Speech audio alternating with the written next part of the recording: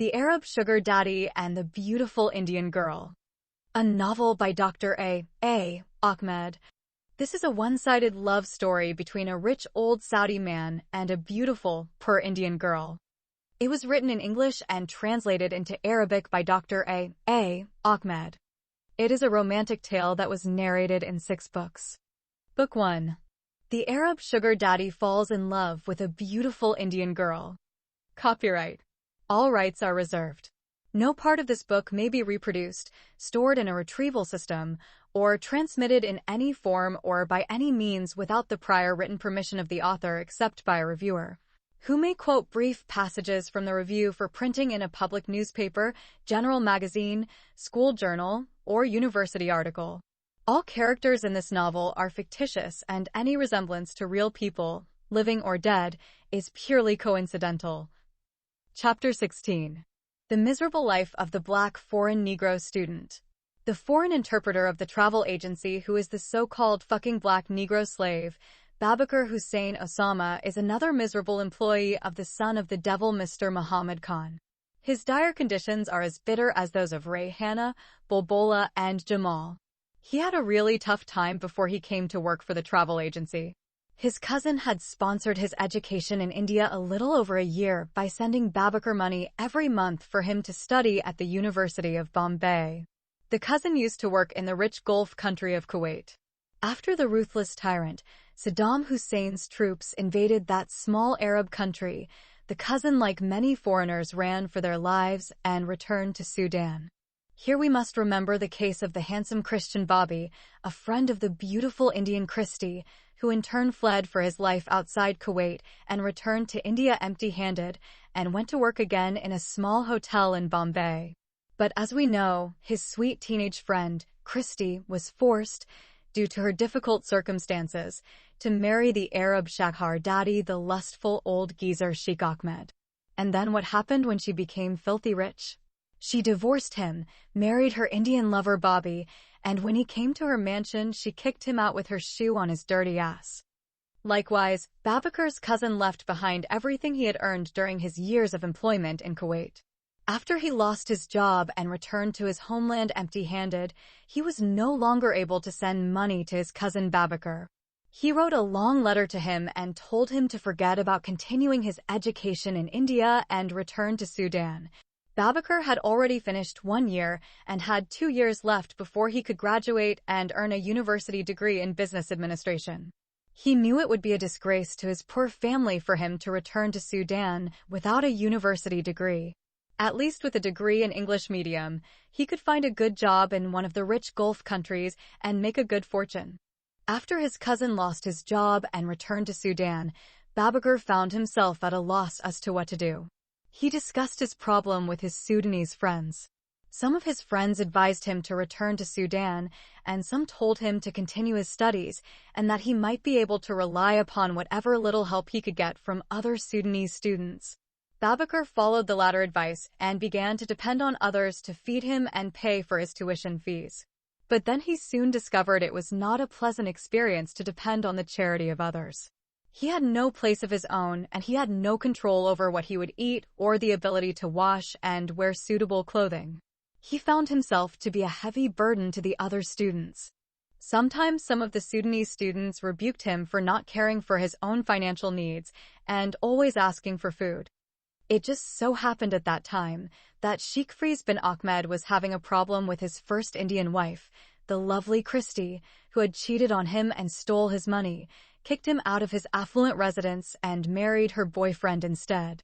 After he had been kicked out of his huge mansion in Bombay and warned by the cops if he came close to his ex-wife's palace, he would go behind bars forever, the old Saudi came to the International Student Hostel and asked the foreign students who were from some Arab countries to help him in his fight with his Christian wife. All the Arab students collectively advised him to forget about his Indian ex-wife and his stolen property and money and return to his country. The only one who stood by his side and helped him was Babakar. He told him the best way to fight the case was to hire an attorney to petition the court and ask for the judge to reverse the decision of his cheating wife.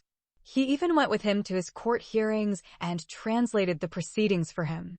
At this fork in the road, A kind of mutual friendship between the Sudanese student and Sheikh Ahmed commenced. Babakar predicted that the wronged old geezer might not get a positive result in court, but he convinced him to try anyway. At that time, Sheikh Ahmed came to know about Babakar's serious financial problem and hence helped him to get a job with his Indian client. Sheikh Firoz bin Ahmed and Mr. Muhammad Khan have known each other since the time the latter used to work for the former as his chauffeur in Jeddah City in the Kingdom of Saudi Arabia. For many months, Babakar worked as a translator and clerk at Muhammad Khan Tours and Travels. He was then able to pay his tuition fees and housing fees at the foreign student boarding school and was able to eat what he wanted to eat and wear the clothes he wanted. Not surprisingly, when he had been caught lying about the missing maidservant Rayhana Khan and got insulted and fired by his atrocious boss, his financial troubles started all over again. He still has one more year to study in India before he could graduate from Bombay University. On the day, Muhammad humiliated him in front of all the employees. It was too much for him to bear. After being insulted, spat upon, and kicked out of the office, Babakar felt like a complete failure. He went and sat on the seashore all alone by himself. He wept so much and wondered why life for him has to be so hard. He does not want to go back to begging his Sudanese friends for food or to help him with his tuition and expenses, but he also wants to continue his education and return to his country as a university graduate man. What troubled his heart most of all was that he would not be able to see his Indian girlfriend whom he loves, but she does not love him. Jamila deliberately has led him to believe she loves him too. He is truly being confused and misguided and quite often asks himself many times, she never says she loves me, and if she doesn't love me, why does she keep accepting my costly things and other food? Because he has only one eye and because of the black color of his skin, Babakar knows inside he will not be able to get a good-looking Indian girlfriend. The artificial affection he felt by buying her love gave him some measure of emotional satisfaction to at least hope he could one day marry her. And so, he continues to show her how much he loves her by buying her things. Whenever he bought her food or expensive gifts, the ugly girl Jamila would flatter him with flowery words and smile a deceptive crocodile smile. After being called a lying nigger and a son of a bitch and thrown out of the office, he concluded that he had lost his most beloved Indian girl along with his source of income and dignity. He felt ashamed in front of her and the other employees and felt as though his life had come to an end. He even contemplated suicide, but the fear of dying a miserable death and landing in hellfire prevented him from taking his own life. Meanwhile, as her boss had instructed her, the ugly Jamila went to the International Students' Hostel and asked the whereabouts of Babakar. One of his Sudanese friends told her that Babakar had gone to work. She told his friend Babakar had gotten fired from his job, but the boss changed his mind and wanted him to come back. His friend told her he had not returned to his room at the hostel. Then Jamila left the hostel and decided to return to the office and inform her boss she was unable to locate him. When the ugly Jamila arrived at the bus stop, she saw a black person who looked like Babakar sitting across the street on the beach. She crossed the street to see if it was indeed him. And it was him. She tapped him on the shoulder and called him by his name. What a pleasant surprise for Babakar when he saw his girlfriend standing in front of him. He has been exceedingly overwhelmed by the vision of love standing before him. Babakar thought he was dreaming and his heart could not believe what he was seeing. This is the biggest surprise of his life. He thanked Allah for this blessing and his deep sadness turned into tears of joy when standing right in front of him his dearly loved girlfriend. Jamila did not inform him immediately why she came looking for him. She never failed to use an opportunity to take advantage of him, and she is hungry and wants something to eat and fill her empty stomach.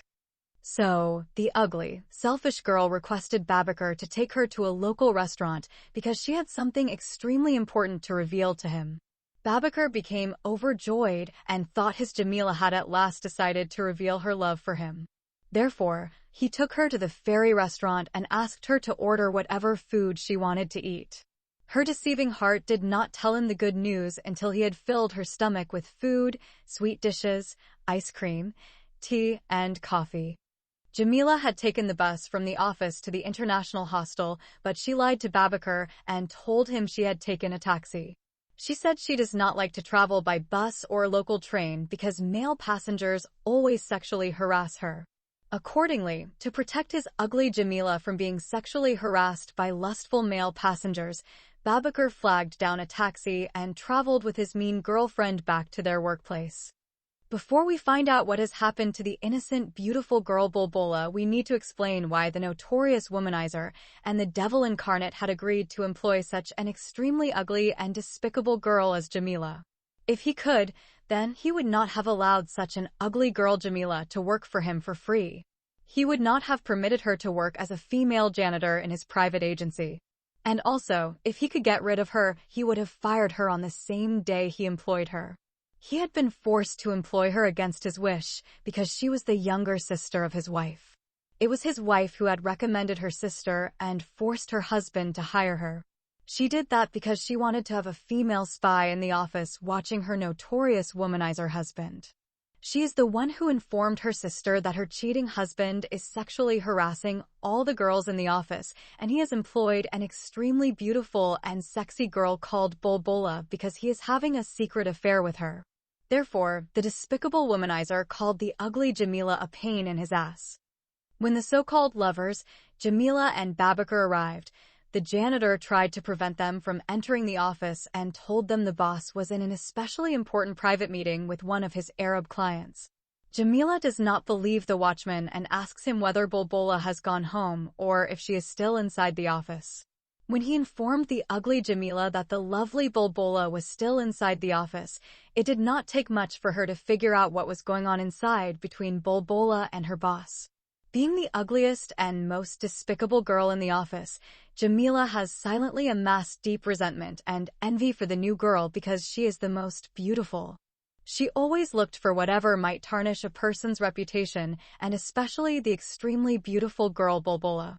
Therefore, the green-eyed female monster disobeyed the boss directive and forced her way inside the office. The janitor does not feel he could put his hands on a woman, so he does not stop her.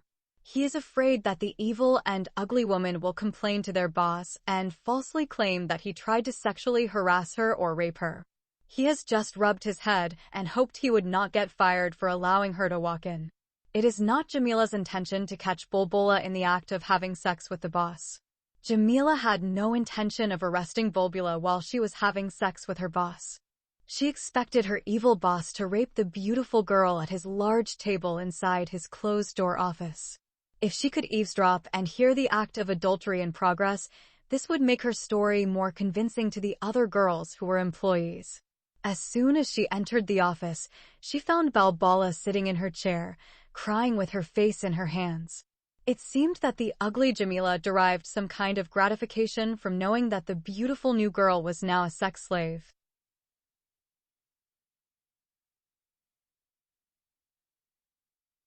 Chapter 17. The capture of the prime suspect. The other 5 employees took more than 5 hours to accomplish their search mission for the prime suspect Jamal Khan. It took them 2 hours to travel from Kalaba to Lokhandwala Chal houses. It took them another hour to find Jamal's small chal house. When his 3 sisters were questioned, they reported that their brother Jamal went to Bombay International Airport on Friday evening and had not returned since then. They also said that their brother informed them that his boss, Mr. Muhammad Khan, asked him to go to Bombay International Airport and help a young Indian woman named Rahana Khan. He also told them that she was an Indian maid who was traveling by plane to Saudi Arabia with her young daughter, Ifat Khan, to work in the palace of a wealthy Arab man named Sheikh Ahmed. When Roxana told the sisters that their brother lied to them and did not come to work for 3 days, the girls began to cry over their brother's unknown fate. When Roxana told the sisters that their brother had lied to them and had not come to work for 3 days, they began to cry. She increases their sorrow when she says Jamal is in love with the maidservant and most probably eloped with her to another city and married her over there. Therefore, they may never see their bad brother again. The jealous girl has felt vindicated by this new information confirming her story of events. She concluded the handsome Jamal had run off with the beautiful maidservant to another city and forsaken his family because he decided to marry her and settle with her in that city. Without asking anything further, the 5 employees left the family of Jamal Khan and traveled back to Colaba, having successfully fulfilled this most important search operation. Carrying the findings of their investigation, the burden of Jamal's life is a little less burdensome than before. Since he could not be found, his life is no longer in their hands. When they arrived, they are surprised to find the so-called fucking lying black Negro boy Babakar is sitting inside the office with the 2 girls, the ugly Jamila and the beautiful Bulbula. They have decided to ignore their curiosity concerning Babakar being back at work and concentrate on the serious case at hand. They have to relay the news of their mission, which is much more important than the so-called black Negro boy. Rukhsana picked up her phone and dialed the number of her boss. She is eager to convey the bad news to her boss as proof positive her story about Jamal Khan and Rayhana Khan having a love affair and eloping together is indeed true. Surprisingly, her boss has not responded to his phone. She waited for some time and tried again, but without any result. Then she called his cell phone. When the boss does not respond to his cell phone either, the jealous girl Rukhsana begins knocking on the door to his office. She could not hold the information inside her, for it is boiling up like steam inside a tea kettle. She wants to get rid of this fire burning inside her before it explodes and drives her insane. The jealous girl is also interested in the handsome boy Jamal, but he always ignores her. He is the most handsome guy in the office. The envious girl Rukhsana felt crushed when the most handsome guy repeatedly avoided her efforts to have a love relationship with her. Although she is neither as pretty as Bulbula nor as ugly as Jamila, she is still a slim girl and has average beauty. An Indian wise woman said in a television interview in Bombay that an Indian girl is either beautiful or ugly, and there is no average beauty between them. The envious girl Rukhsana comes in the beautiful girls category. When the slum woman, the beautiful maidservant Rayhana Khan, came and stole Jamal's heart, Rukhsana's anger knew no limits. She had waited for a time like this to avenge her rejection and a broken heart. Rukhsana knocked and knocked on the door of her boss many times to no avail. She thought maybe she should go in and see what the problem was. She consulted with the other 7 employees. Some warned her about the danger of venturing inside the tyrant's office without his permission. Despite this warning, her best girlfriend Tahira supported her decision to go in and promised to go with her. So, the boldest girl Rukhsana went back to his office and started to turn the knob on his door. She gently pushed on the door and it began to sway open, creaking on its hinges. She cautiously walked inside her employer's office and the girl Tahira was at a snail's pace right behind her. They could not believe their eyes. The evil boss is sleeping on top of his huge table in his office and half naked. He is lying there like he is dead without his shirt, trousers, and shoes. He is only in his Playboy underwear. There is a strong odor of alcohol that makes it apparent the reason behind the strange and debauched behavior. He has never drunk before in the office. He has never slept before inside his agency. And he has never removed his clothing to such an extent, and this is by far a new level of unholiness. Rukhsana and Tahira could not believe their eyes and were dumbfounded by this despicable view of vulgarity. They went and summoned all the other 6 employees to come quickly and showed them the state of raunchiness their unholy boss is lying in. The 8 employees then decided to conduct a group meeting and discuss what they should do about this dirty boss. Should they leave him sleeping in the office and go to their houses, or should they try to wake him up? The majority of the group supported the decision to try and wake him up. Rukhsana shook him lightly at first to rouse him, but this did not work. The others joined in shaking him more aggressively, but he continued in deep slumber. For a moment they believed no one could sleep that soundly unless maybe he was dead and landed in hell. They rapidly dismissed this notion as an improbability since he was snoring so loudly that they thought he was in hell being tortured for his many sins. Do they leave him sleeping in the office and go home, or do they try to wake him up? The majority of the group supported the decision to try to wake him up. Rukhsana shook him lightly at first to wake him up, but this did not work. The others joined in shaking him more forcefully, but he continued in a deep slumber. For a moment they thought that no one could sleep so soundly unless they were dead and fallen into hell. They quickly dismissed this idea as unbearable because he was snoring so loudly that they thought he was in hell tormenting for his many sins. His latest sexual victim, beautiful Bulbula, suggested that they throw a bucket of cold water on him or slap him all in his ugly face. She even suggested kicking him with their shoes on his fat belly and mutilating his dirty circumcised dick. His latest sex victim, the beautiful Bulbula, suggested that they should throw a bucket of cold water on him or all of them slap him in the face. She even suggested kicking him with their shoes. The rest of the employees completely rejected these proposals for fear that the Antichrist would wake up from his deep slumber and expel them all from his travel agency.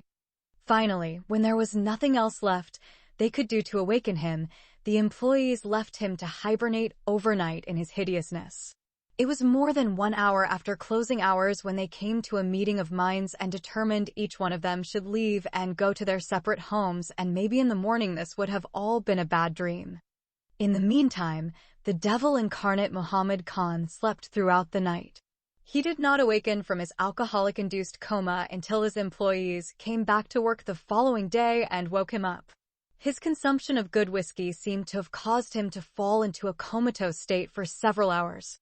He did not know whether it is day or night until the girl Roxana told him the day's name and the exact time. His office is reeking of a foul odor, and his body is smelling like a beggar who has been lying in the sewer all night long. Even a person who drank the strong Daro might not be like him, unconscious of the world around him. He also complained about a terrible headache. He commanded the employees to leave his office at once, and then he struggled to redress himself. When he put on his clothes, he began to look like a fat gorilla that put on human clothing. He came out of his office to breathe some fresh air and sat with the employees. Then, the envious girl Roxana began to narrate to him their search mission to Lokhandwala Chulhuts and disclose their findings of the missing lovers Jamal and Rayhana Khan. Propelled by this new information, they set the evil boss off on another round of temper tantrums fueled by the thumping in his head and the rottenness in his bones. He retreated like a wounded beast and returned to his office. He then picked up the phone and made 3 important phone calls. The first call he made was to the editor of the main and most popular newspaper in Bombay. He asked the newspaper to publish a rape and robbery committed in his office by one of his employees, a reckless boy named Jamal Khan. He said that this employee stole 300,000 Indian rupees from his office, raped one of his employees, an innocent teenage girl named Bulbula Sheikh, and stole her jewelry. He claimed further that Jamal Khan had also stolen the visas, tickets, and passports of one of his female customers. His female customer was supposed to fly to Saudi Arabia on a maidservant visa, but her costly documents had been stolen by the rapist and robber Jamal Khan. This criminal boy has sold these travel documents to another travel agency. That agency sold the stolen ticket and visa to an Indian woman, and the fraudulent woman was arrested at Jeddah International Airport. She is awaiting trial in an Islamic court, and if she is convicted, which is likely to happen, her right hand will be cut off as a punishment for theft according to Islamic law. Mr. Muhammad Khan promised to pay 10,000 rupees as a reward to the person who provided information leading to the whereabouts of the criminal Jamal Khan to him personally or to the nearest police station. After requesting this service announcement be made public, the despicable canine called the police authority and reported the same alleged case of rape and robbery in which he implicated the same male employee. To make the complaint more convincing, as a good citizen of the community, he is willing to assure a bounty of 10,000 rupees to anyone who could provide information about locating this notorious criminal wherever he may be found. He then gave full detailed descriptions of the fugitive criminal. Lastly, the best friend of the devil Muhammad Khan called a notorious Muslim Gunda or ringleader of a gang who usually does his dirty work and promised to pay him 15,000 rupees if he would find Jamal Khan and bring him to his office while he is bound in fetters and chains. After making these 3 most essential calls, the nasty-smelling piranha came out of his office, and then he ordered his 8 employees to go clean up the filthiness in his office made from his previous day of gluttony. After that, he called the janitor and ordered him to bring with him a kettle of black coffee. When the boy has brought him the kettle of coffee, his head is still rumbling inside and stars are circling in front of his eyes. He gulped down half the kettle like it was just what his family doctor ordered. He then sat in the chair next to Bulbula's table and raised his legs and placed them up with one leg on top of the other, then closed his eyes to relax. After about 10 minutes, he felt some relief from his alcohol effects and satisfaction that the wheels of revenge on Jamal Khan had been set in motion. Meanwhile, Mr. Muhammad Khan sat alone in the other office while his 8 employees worked as servants to clean his dirty office. His eyes were closed and his legs were resting on the table of his latest sexual victim, Bulbula Sheikh, when he suddenly felt someone grabbing his left leg and shaking it violently. His entire body was sent into the air, and he landed about 5 feet from the chair he was sitting on. His large, bald head hit the hard floor with enough force to split his skull in half. When his big head hit the hardwood floor, it made a loud thud as if someone had pushed him off a 10-story building and landed below on the concrete asphalt road. The rest of his fat body fell to the ground like a dirty dump truck unloading 2 tons of garbage. Scream and scratch, you bloody murderer. He thought someone was trying to kill him. A terrible pain shot through the back of his spine like an electric shock. The agony and pain are unbearable. It took him a few minutes to get over the shock of his body being turned upside down like a roller coaster hit by huge waves that toppled over into a sea of dark waters. He became very angry and decided that whoever did this to him would kill him, even if he was the accursed devil. He knows that none of his 8 employees could dare attack him inside his office, even if he were dead. Then his old rotten body was quickly forced to stand and scramble to his feet. He turns to attack his attacker. He has both fists ready to fight with anyone, even if the attacker is the devil, Satan, with his horns. However, his attacker is more than prepared for a counterattack. Muhammad Khan stopped his fist midway when he saw a large black pistol pointed at him. The assailant said, waving his police ID card with his left hand while holding his gun in his right hand, "I am Police Inspector Guru Aurobindo Shankaracharya." If the outraged Muhammad Khan had hit his target, he would have been shot dead inside his agency. But at the last second, he somehow managed to control his fists and surrendered to his attacker. "Mr. Muhammad Khan, you're under arrest," the police inspector shouted again.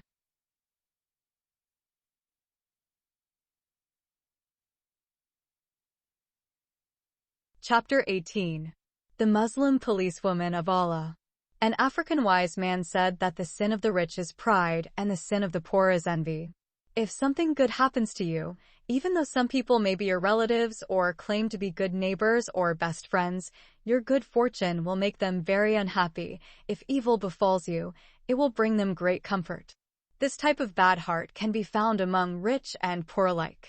However, poor people are more vulnerable to this way of negative attitudes because of their poverty and misfortune.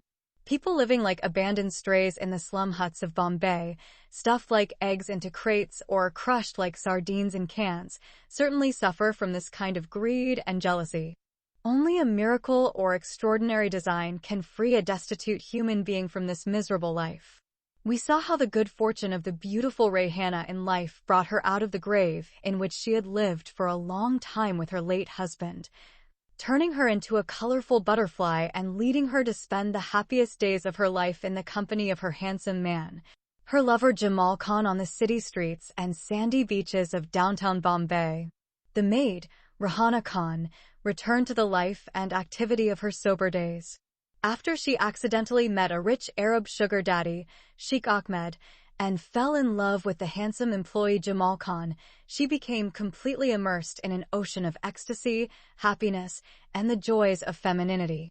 She bloomed like a sunflower, and life smiled at her every minute of the day, even though she was still living in a hut and toiling as a maid, or a female slave in drudgery.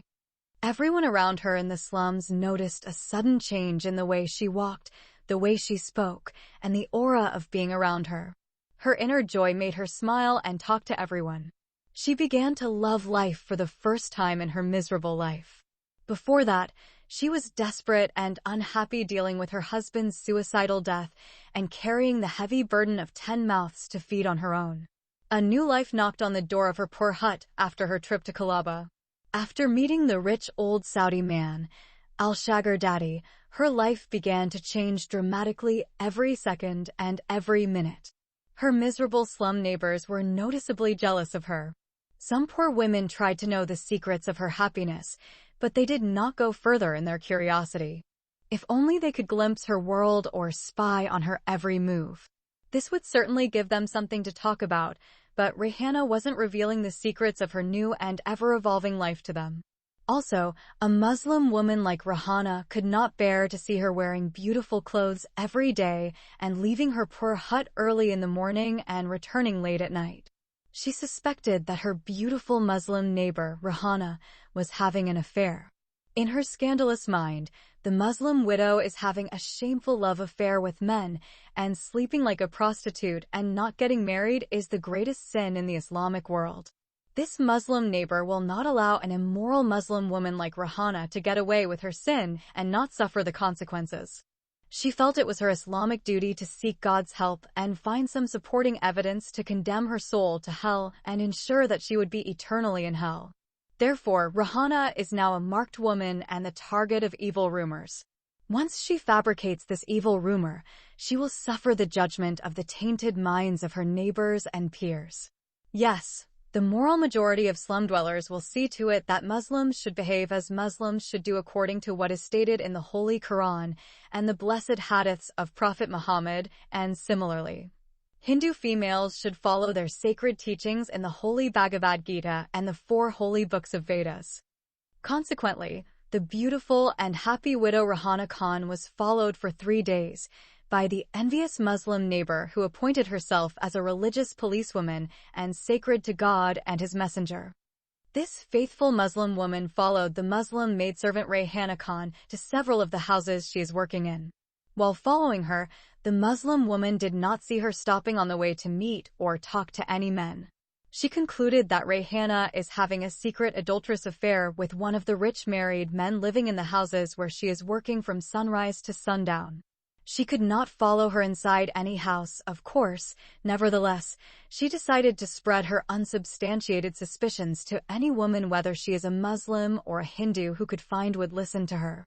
Then she added a few more lies to her story to make it more believable and swore by Allah she saw Rayhana walking side by side holding the hand of a rich man. She asked Allah to curse her with the blindness of both eyes if she was telling a lie. Despite putting herself under a curse of blindness, she continued her lies, saying she followed behind them down a lane as they turned off onto a narrow road. Then, she saw with her eyes the man hugging Rayhana from behind and rubbing against her backside. Rayhana did not stop him when he opened her blouse, grabbed both her naked breasts with his hands, and started squeezing them. Then, he stripped all her clothes, including her black underwear. He made her completely naked as the day her mother gave birth to her. He also hurriedly removed his clothes. He then began to suck and lick her lips and nibble on her breasts as if he is a mad dog attacking his bitch. While engaged in this shameful, lustful act, they were thrusting against each other, and Rayhana was forced to the ground while her lover fell on top of her. Then the woman swore by Allah, may all of her children die and rot in hell, that she stood and watched them do it by some trees like wild animals, just like a bitch and a dog do it openly in broad daylight. She saw with her own eyes the man's cock, big and swollen like a thick stick, going in and out of Rayhana's hairy pussy. He did not get up from her naked body until he ejaculated his white semen inside her red pussy like milk pouring into a small bowl. This salacious dribble of juicy gossip spread like wildfire in every nook and cranny of the slum huts. Every Muslim man and woman and Hindu family believed in the truthiness of such a nasty rumor. Rayhana knew nothing about the evil rumors spreading about her and continued her wonderful life with her real lover. If her jealous Muslim neighbor knew about her cuddling and kissing on the seashore with Jamal Khan, she would have had a real picture of what was going on. The Muslim woman would not hesitate to pay a small fortune to have someone take pictures of the beautiful Rayhana kissing, hugging, and caressing sexually in Jamal's arms so they could be hung on the rags of every slum hut. These rumors did not affect Rayhana at all. They did not affect her wonderful romantic life until the day she was supposed to fly to the Kingdom of Saudi Arabia. This is the day her real trouble started. Rayhana knew about the envious nature of her poor neighbors, and she also believed in the evil eye. The evil eye is the belief that some people can bestow a curse on victims by the malevolent gaze of their magical eye. It is a look that is believed by many cultures to be able to cause injury or bad luck for the person at whom it is directed for reasons of envy or dislike. For this reason, Rayhana did not tell anyone that she was going to the rich Arab country of Saudi Arabia. She did not even tell her parents or in-laws in her hut. Just one day before her scheduled flight, she went to a Muslim man she knew who owned a cafe. She made arrangements with him to take care of her family. She told him that she was traveling to Saudi Arabia with her young daughter. She then said she would send money to her children and parents through him and promised to pay him some commission for his services. The Muslim man accepted this responsibility and agreed to take care of her family. But he was surprised by the puzzling question, how can a poor widow afford visas, tickets, and passports? This man became interested in Rayhana after her husband died. He even sent someone to her with his engagement. But the beautiful widow Rayhana rejected his marriage proposal because he is a married man and his wife is her neighbor and supposedly her friend. This Muslim woman was the one who spread evil rumors about Rayhana and told everyone that she was in a relationship with a rich man and was having sex with him in the open like a prostitute being chased by a pack of slum dogs. This Muslim woman's husband is a fairly knowledgeable man compared to the other men in the poor shanties. Although he accepted Rayhana's offer to take care of her family in her absence, he wanted to know how she obtained such a huge sum of money to buy visas, tickets, and passports. He told her straight to her face that he didn't think a poor woman like her in a slum could make that much money to afford such an expensive flight while working as a maid in India. Rayhana simply told him the truth, but he did not believe her. At first, he thought she is selling her body as a prostitute. Albeit, he knows a prostitute would need to sleep with hundreds of men every day for at least 30 years to make that much money to cover the costs of traveling outside the country. He has some idea of how much a prostitute charges a customer. He has an idea of how much a prostitute charges a client for occasionally a working girl would come to his tea shop to offer her services in exchange for the price of her pussy. Whenever a prostitute showed up, he hired her to sleep with him inside the tea shop. Therefore, he seriously doubted the possibility Rayhana was able to pay for visas, tickets, and passports with money she charged for selling her body like a hooker to the guys she is working with. These questions puzzled the Muslim tea shop owner so much that finally, he shared this fascinating riddle with his wife. His wife had already spread rumors about Rayhana that were not true, and this goodie bag of perplexity added to her resentment and twisted thoughts. When her husband told her about the unbelievable chance of the poor Muslim widow traveling to the rich Arab city of Saudi Arabia with her little daughter, the woman's hatred and envy reached an all-time high. She wished she could burn down Rayhana's slum hut with her and her daughter in it to prevent them from leaving to go someplace better like a rich Arab country. The woman used to boast that her husband was alive and had a big tea shop.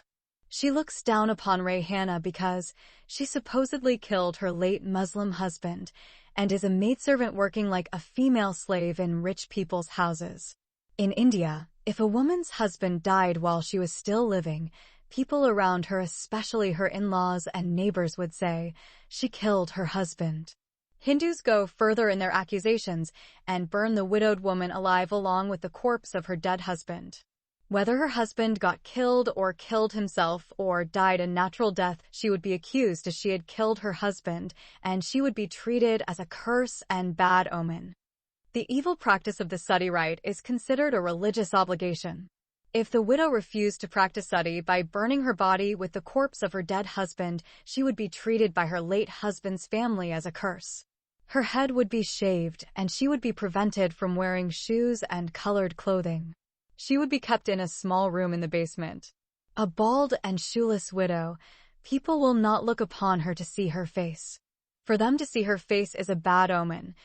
To examine more closely the bitterness of Rayhana's Muslim female neighbor, her jealousy did not allow her to sleep the whole night. She stayed awake all night thinking about how to stop her poor Muslim neighbor and her daughter from traveling to Saudi Arabia. Her treacherous plotting reached the point where she felt as if she was going to burst open.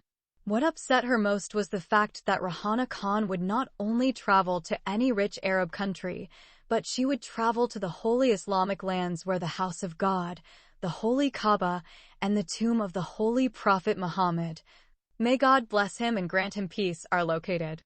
Millions of Muslims in India long to visit the holy cities of Mecca and Medina and perform the Hajj rituals, but for many, their financial circumstances have not allowed them to achieve this lifelong dream, which they have always wished for from birth to death.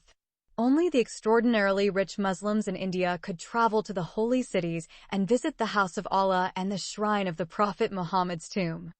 The envious Muslim woman, just like her husband, wanted to know how her poor neighbor, who is a mere maidservant, had obtained such a large amount of cash. She did not think that there was any possibility of any foolishness like her husband, who thought that the beautiful widow, Rehana, was selling her body to men. After brainstorming evil thoughts all night, the jealous woman came to the conclusion that Rehana Khan had stolen money from the rich people for whom she worked as a maid. When her evil mind settled upon this supposition, she conjured up exactly what she would do to stop this immoral woman from traveling to the Holy Land and the house of Allah. She has decided to help her deity and prophet and appointed herself the holy policewoman of Allah. Then, she got up from her bed and did her religious ablution. After that, she performed her morning prayer at 4:30 a.m.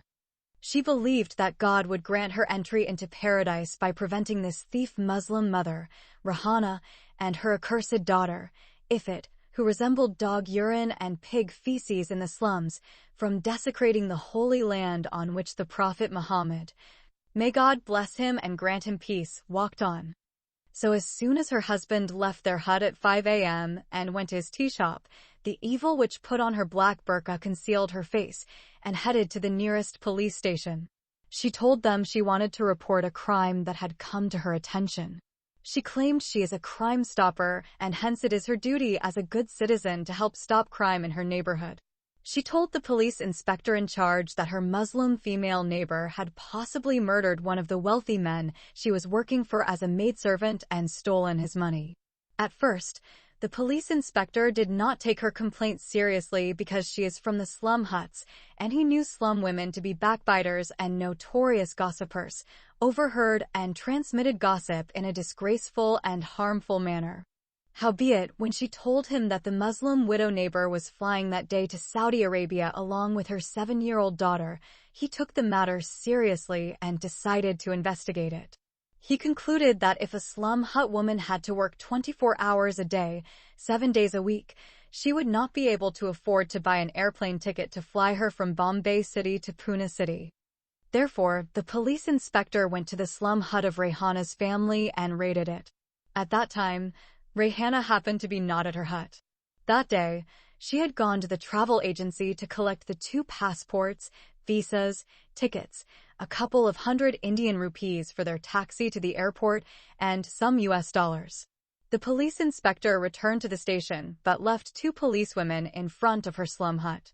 He instructed them that as soon as the female suspect returned to her hut, they should apprehend her and bring her to him in ropes. In India, the police's hand and the suspect's hand would be tied together with a thick long rope.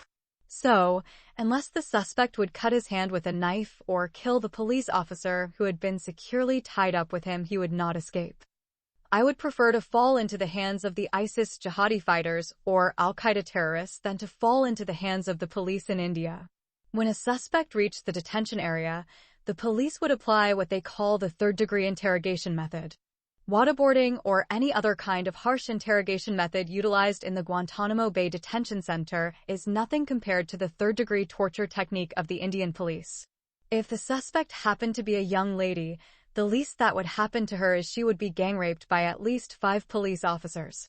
Those who interrogate the suspects are called police extortionists because they extract information by force. If you have not committed a crime and are accused falsely, you would be forced to admit you committed the crime.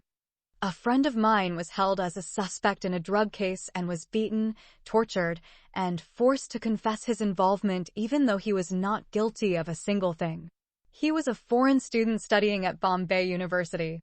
He was arrested because he was in the wrong place at the wrong time. After 3 years of rotting inside Bombay's jails and Pune's central prison, he was acquitted after finally being declared not guilty. He wasn't being compensated at all, nor did he receive an apology from the police, judge, or prosecutor. The entire court system is a sham. It is a wonder he was released at all. He lost 3 years of his life in a dangerous, endless pit called a prison within those filthy cells. He was unable to finish his studies at the university because his body was worn out and damaged from severe beatings day and night by the notorious Indian criminals known as Ganda, who hated and despised foreigners. The extortionists of the Indian police are no less cruel than Bashar al-Assad's Shabiha or thugs in Syria, Abdel Fattah al-Sisi's Baltagia or crooks in Egypt, and the Janjaweed Rapid Support Forces in Sudan. For 3 weeks, the beautiful maid Rahana ascended to the highest heaven and visited paradise with her handsome lover Jamal. Her life has turned a new page. While searching for a better life for herself and her family, she found the wealthy philanthropist, sugar daddy, the old Arab man Sheikh Faiz bin Ahmed, and captured the love of her life, her handsome lover, Jamal Khan. Whether due to the evil eye or the envy of a jealous woman, her happiness was snatched from her the very same day she was supposed to fly with her daughter to her promised land in the Kingdom of Saudi Arabia. When she returned to her slum hut, she saw a huge gathering of slum hut dwellers. At first, Rayhana thought one of her elders had died inside her hut, and so she quickened her steps, dragging her little girl Ifit by the hand. When her daughter complained, she carried her in her arms and rushed to her hut. Upon arriving, the 2 policewomen standing outside arrested her and bound her hands with rope. They did not allow her to enter her slum hut. She tried to find out why they were tying her up, but the female cops just ignored her questions and continued to bind her with rope and hold her in custody. Her daughter began to cry out when she saw her mother being tied up. Her 5 other children came out of their hut and tried to surround their mother, but the 2 police officers kicked, hit, and pushed them away. Her parents and in-laws were helpless and unable to save her due to their old age. As the 2 policewomen dragged her away like a notorious criminal, the maid, Rahana Khan, began to hear the other slum women who pretended to be her good friends and neighbors laughing and calling her in Hindi, thief and whore. In her evil state of mind, the self-appointed as God's Muslim policewoman who reported her to the police shouted, "You are a murderer, a thief, a whore, and a disgrace to all of us Muslims." Some bad boys who had nothing else to do shouted at her in Hindi, "Teri maa ki chut, Teri bahan ki chut, Chatia, Sala. If you come back, we will fuck your wide pussy, your big ass, your mother's vagina, and your sister's pussy, you dirty swindler." Some evil teenagers touched her breasts and big buttocks and tried to gang rape her, but the 2 policewomen saved her.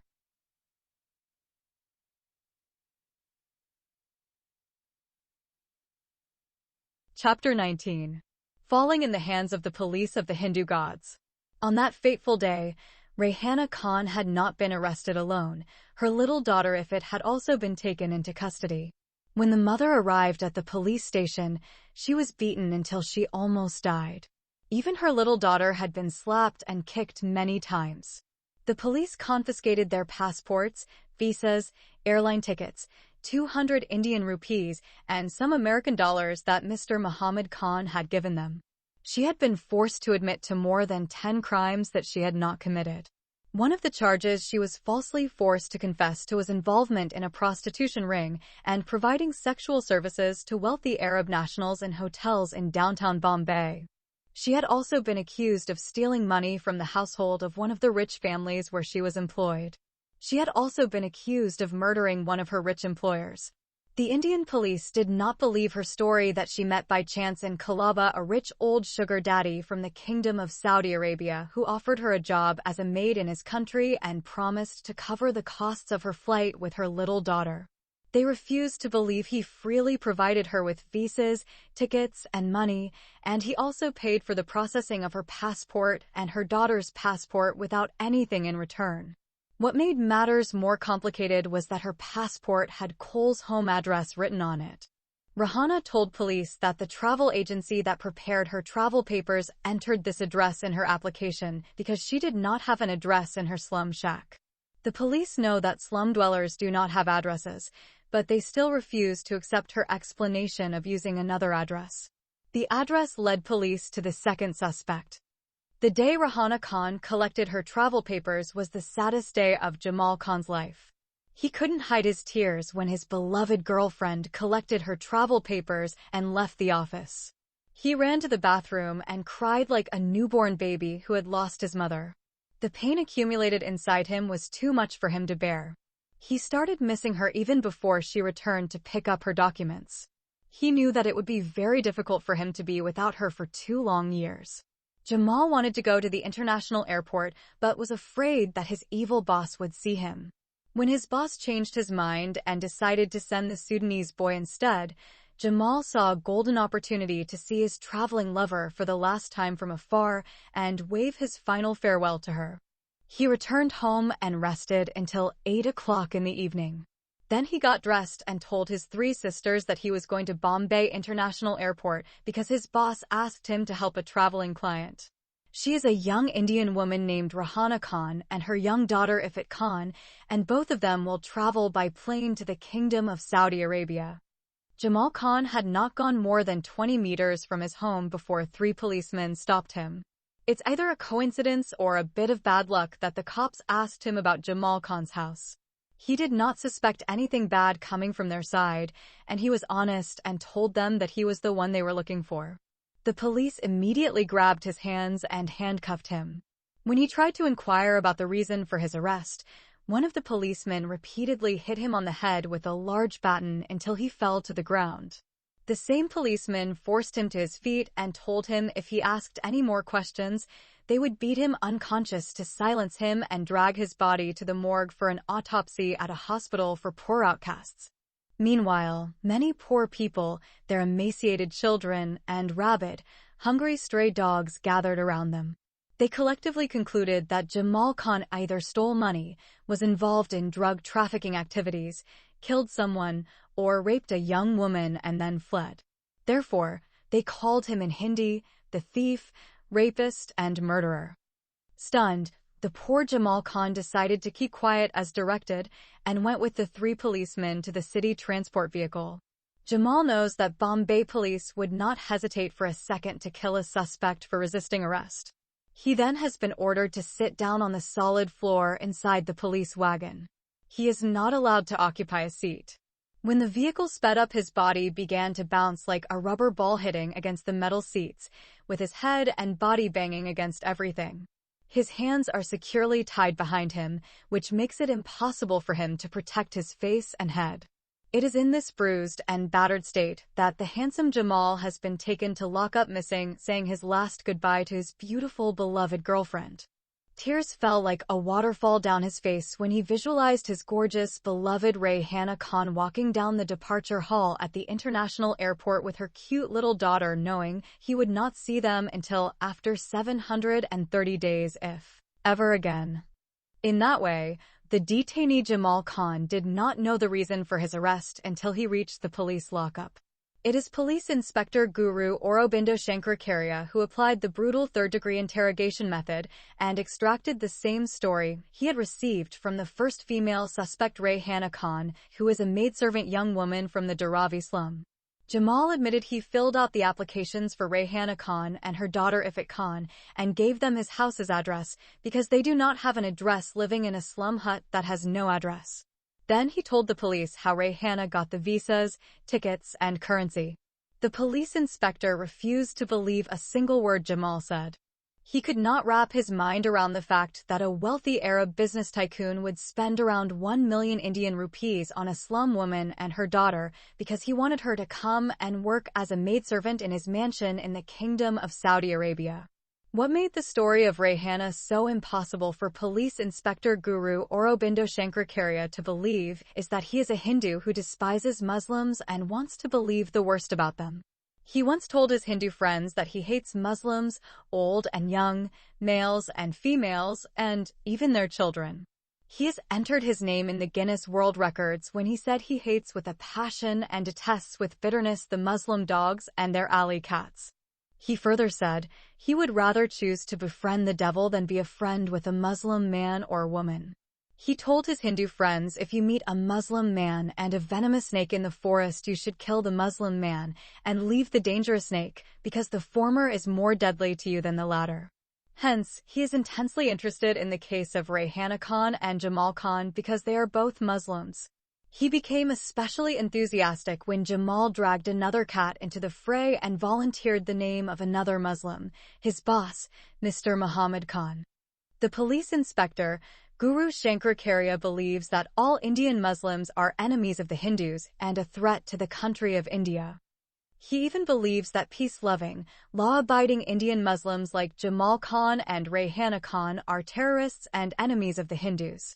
He believes it has been granted to him a divine mission from the gods of India to root out these Muslim scums of the earth, each and every one, and he made it his mission and personal vendetta to rid his countrymen of these cockroaches.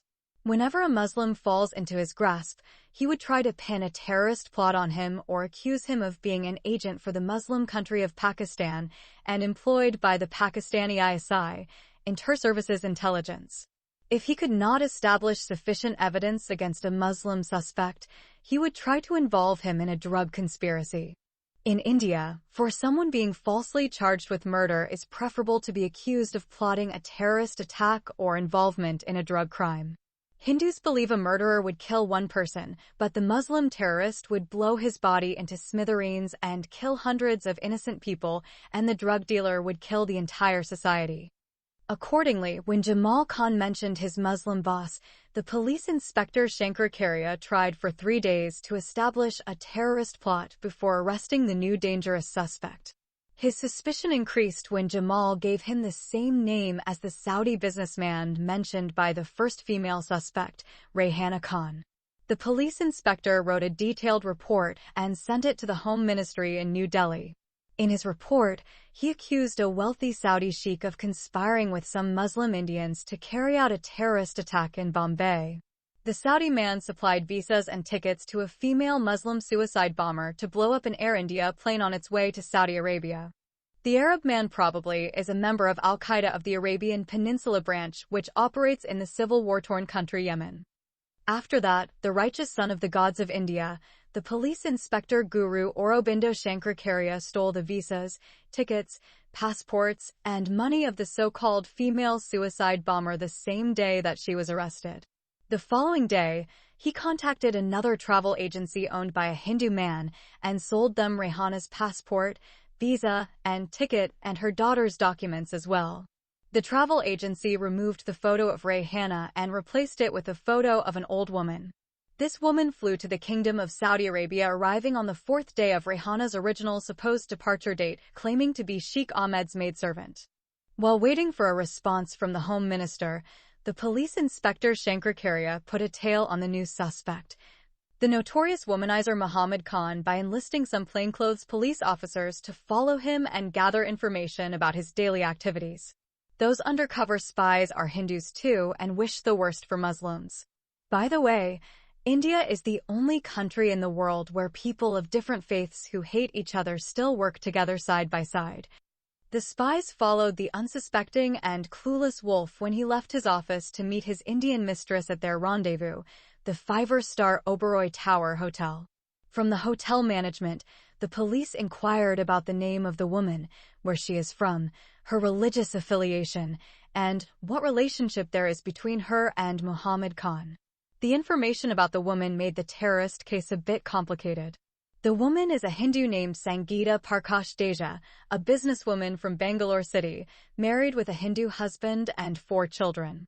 She is a regular female guest at the hotel, visiting many times with her husband, Mr. Deja, along with their children.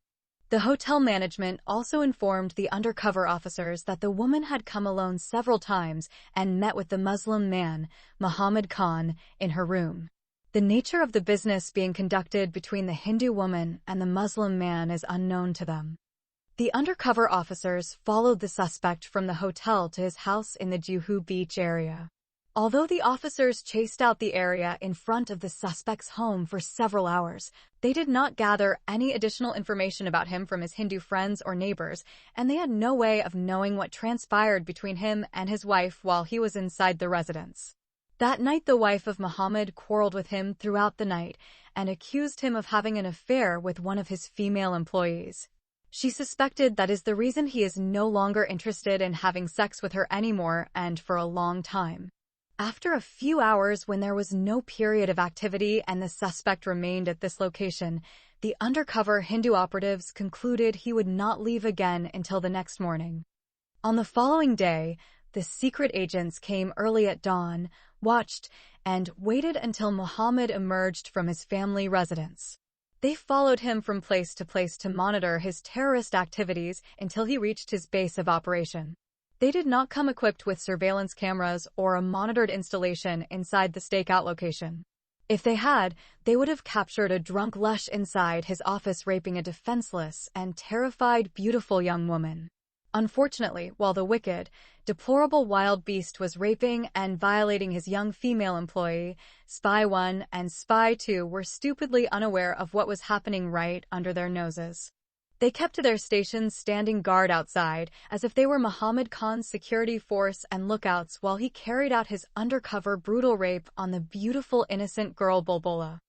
The police inspector Shankaracharya received the okay from the Home Ministry on Tuesday morning to go ahead and investigate the terrorist plot of the Muslim female suicide bomber. As soon as he got the green light, he rushed out to detain the last of the Indian Muslim conspirators. He was the one who toppled the evil boss Muhammad Khan off his throne, grabbed him by his left leg, and turned him upside down. When Muhammad found himself on the other end of a surprise attack, he got up and attempted to ward off his attacker with his fist aimed right at the attacker's face. If he had reached his intended mark, which was the nose of his assailant, he would have been dead and gone by now. The revolver pointed at his head convinced him to concede defeat, which probably saved his life. His 8 employees ran into the other part of the office where they heard all the commotion going on. They all entered about the time to see their boss' hands had been suspended halfway above his head. They were all shocked when they saw the police inspector pointing a gun right at his bald head. They have witnessed the incorrigibly wicked boss when he has been grabbed by 4 tough police officers. Then they bound his hands tied behind his back with a thick long rope and yanked him out of the office like a dangerous criminal. It is unbelievable for them to witness for the very first time the pride and arrogance of their wicked boss Muhammad Khan have disappeared into thin air, and he has become as small as a mouse in the mouth of a maned lion. The beautiful Bulbula wishes deep down in her soul that the insolent violator and evil transgressor would be taken directly to the gallows and hung by his genitals. She prayed to her exalted Allah that her rapist would be cast into the bottomless pit and leave his evil soul and defiled body in hell to burn for all eternity. Although the police inspector, the Hindu man, Shankaracharya, has not immediately fulfilled this explicit wish of the beautiful Bulbula, if she had seen what had been done to him that day inside the lockup, she would have seen what has been inflicted upon him is worse than hanging him to death in the gallows. The last Muslim detainee, Muhammad Satan Khan, has been stripped of all his clothes and left with only his skimpy Playboy underwear that barely covers his genitals. Then they tied his legs with a long rope and hung him upside down. His big stomach is about to burst open and spill its contents on the ground below him. His big bald head skull is just a few centimeters off the concrete floor. He is hanging like an animal ready to be slaughtered. His long beard reached close to the concrete floor. Then, the dangerous Hindu police inspector brought a long stick and began to hammer him with it relentlessly, leaving huge red welts. Blows rained on his head, stomach, back, legs, hands, buttocks, hips, neck, shoulders, and genitals.